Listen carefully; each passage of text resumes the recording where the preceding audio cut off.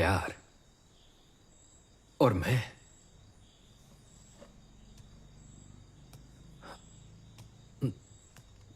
Music is my only love. ओ छोड़ो ये ड्रामा, म्यूजिक का सहारा मत लो।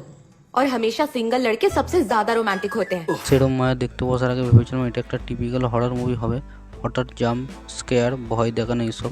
কিন্তু সিনেমাটা শুরু হওয়ার কিছুক্ষণের মধ্যে বুঝলাম এই মুভি আসলে ভয় দেখানোর চেয়ে মন ছুঁয়ে যাওয়ার দিকই বেশি গুরুত্ব পেয়েছে। গল্পটা ঘুরে প্রবন্ধকে নিয়ে, একজন এথিস্ট মানুষ যার জীবনে হঠাৎ করে এক অদ্ভুত বন্ধু আগমন।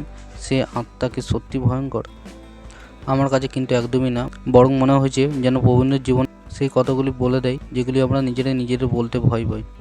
এই মুভিটি ক্যারেক্টার এবং পারফরমেন্সের কথা বলি, নবীন পল এখানে একেবারে নিজের ফর্মে। হাসির দৃশ্য যেমন স্বাভাবিক, তেমনি একা হয়ে যাওয়ার মুহূর্তগুলো চোখে পড়ার মতো আন্তরিক। কিছু জায়গায় ওকে দেখে মনে হয়েছে এই লোকটা সত্যি কষ্ট পাচ্ছে। সাপোর্টিং ক্যারেক্টার ঠিকঠাক, অযথা বাড়াবাড়ি নেই। কেমন লেগেছে সিনেমাটা দেখতে দেখতে আমার কখনো হাসি পেয়েছে, কখনো একটু চুপ করে ভাবতে ইচ্ছা করেছে। এটা সেই ধরনের ছবি যেটা শেষ হওয়ার পরে মনে হয় ভালোই তো সময় কাটালাম। হ্যাঁ, গল্পটা খুব জটিল নয়, কিছু জায়গায় আগেই আন্দাজ করা যায় কী হতে চলে যায়, কিন্তু আমার কাছে সেটা বড় সমস্যা হয়নি।